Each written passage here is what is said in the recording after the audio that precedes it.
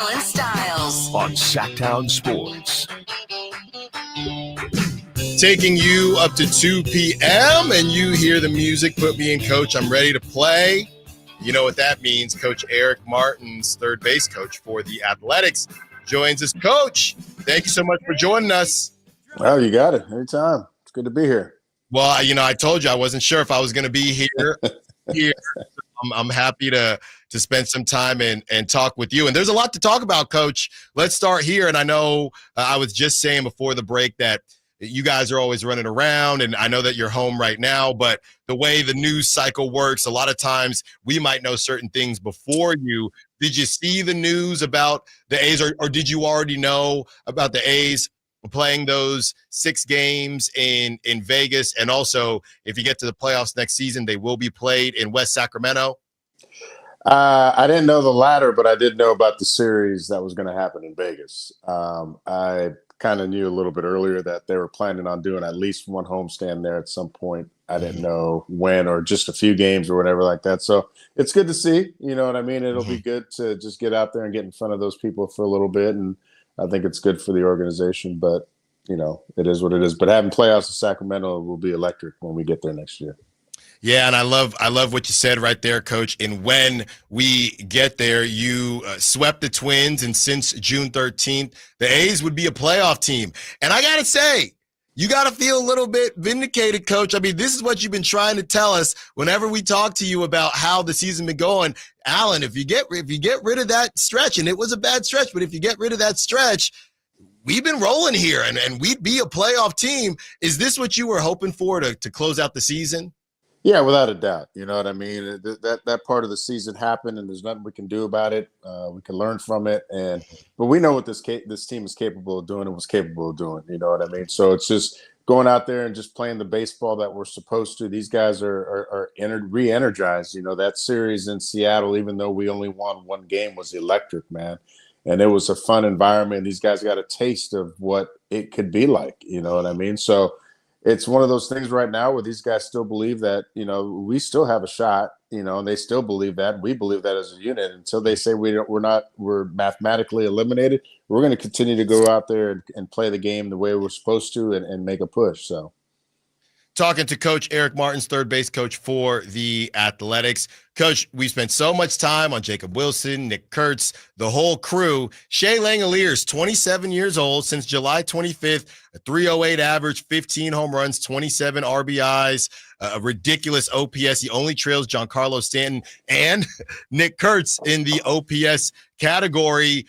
Tell us a little bit about Shea Langaliers, all of the young talent that the A's have, some of these quote-unquote older guys. Shea, 27 years old, that's about a grandpa on this A's roster. Talk to us about Shea Langaliers. Has he found something? Is everything just kind of rolling for him right now? What are you seeing from Shea? Yeah, he made a little adjustment on his setup a little bit ago, which has helped him a little bit more. But you forget that he hit 20-plus homers last year. You know what I mean? And so he's one of those guys that he's unassuming, you know what I mean? He's a catcher. He goes out there. He handles the staff every single day.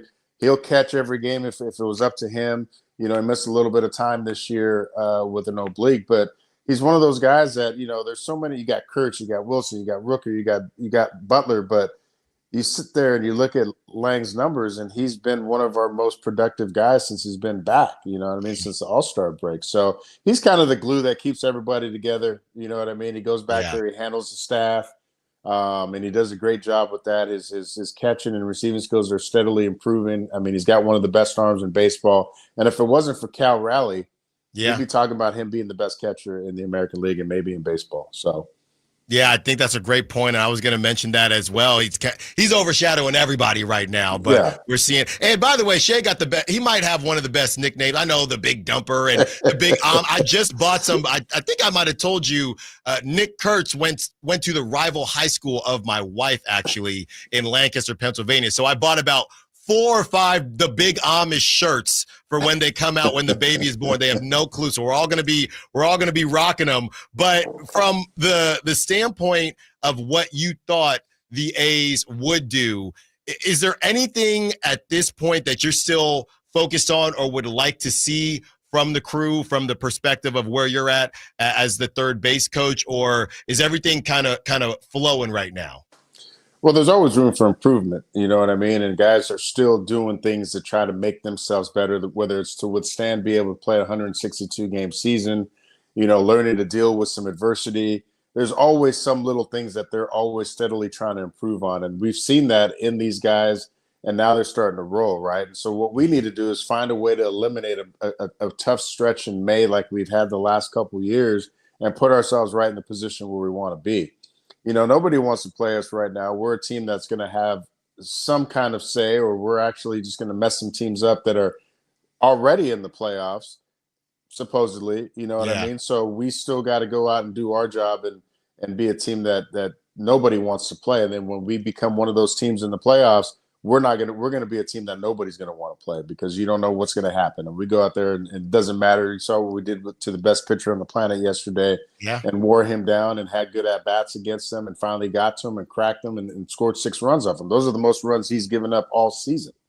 So, I was just going to say, Coach, talking to Coach Eric Martins, do you have, because I know you know so many people within the business and the industry, do you have some of your coaching friends hitting you up asking, what are y'all eating out there the way that you're hitting the baseball? Is anybody wondering, hey, is there are they starting to chime in and say, hey, what's your guys' approach out there? What's happening in West Sacramento? I think more so when I was one of the hitting coaches. Right now, they're just saying, man, you guys are fun to watch. You guys are exciting. You guys are a good team. You know what I mean? And you're one of those teams you have to be dealt with, any given night. It doesn't matter who we have on the mound. We have an opportunity to go out there and beat them. You know what I mean? So it's just believing in ourselves that we can do that. I know we have a lot of confidence, but now these guys are really starting to realize how good we really are. Themselves, how good they really are. You know what I mean? So when you have that belief, it's good to go out there and talk about it, but now you're going out there and doing it. Talk about it, be about it. You got to go out there and you got to perform and beat those guys. And we got to find a way next season to eliminate that big stretch like we did this year and the years prior and put ourselves in this position where we want to be at the end of the year every single year. Talking to Coach Eric Martins, third base coach for the Athletics. Coach, I got to be careful with how I ask this next question, okay? Because I said something yesterday, and every time I turn on the A's, there's a ball flying out the yard, all right? So, I had some things to say on social media, and I was being a little bit salty because, Oracle Park, it's like a dead zone out there, Coach. Nothing is flying out of there. We had this conversation when we first started doing this hit, and the summer is almost over, okay? I know that y'all mash, but would you call Sutter Health Ballpark, would you say that it is an offensive forward field? Would you say that? I would say that. It's not ridiculous. It's not Coors. It's not there. I mean, there's some parks in the league and in the big leagues that the ball flies out of. Minnesota is good hitting. Cincinnati's good hitting. Yeah. So there's places that the ball travels. And at times earlier in the year with the weather and with the wind, there were some balls that went out that shouldn't have gone out. But I tell you what, with the weather, the way it's been at night when it cools down and it calms down, there's no wind. It's actually pretty fair. It still leans more towards the hitters. Right. If you hit it down the left field line, but you still have to earn it to dead center, right center field. So, it's a hitter's park, but it's not ridiculous, like some other places or even in the teams or places in the PCL are. Well, look, I had to, Coach, I'm preparing you because with the numbers that you're putting up, this conversation is going to keep popping up. So you answered it beautifully, and I'm going to take that whenever anybody says, what's going on out there in West Sacramento? I'll say, no, hold on, because the first name that you said, obviously Coors is kind of in its own area, but the first name I thought about was Cincinnati, and I wanted to get your thoughts just because, obviously you've traveled all around and you've seen the different parks, and I trust you, Coach. You are giving a fair assessment of what's going on out there, and I know you guys are mashing, and we appreciate it. Thank you so much, Coach, for taking the time. As always, good luck the rest of the way. And again, I hope I probably won't talk to you next week, Coach. I think that's when I'm going to be gone either way. But thank you so much, and we'll have somebody so you can keep filling us in on what's going on with the A's. Oh, you got it, man. And best of luck to you and your wife and your family with that, too. So if I don't talk to you, that's good news, and I hope everything works out, and congratulations. I still got to find my way out. Well, I've been to A's games, but I still got to find my way to the third base line and say what's up to you. I'll try to do that as soon as possible. I mean, you'll be hard to miss in the big Amish shirts. You know what I mean? So when you come with the big Amish shirt and I look over and, okay, you might stand out a little bit. It's like me wearing that yellow shirt. That's right. So. Thanks a lot, Coach. We'll talk to you again soon. You got it. Good talking.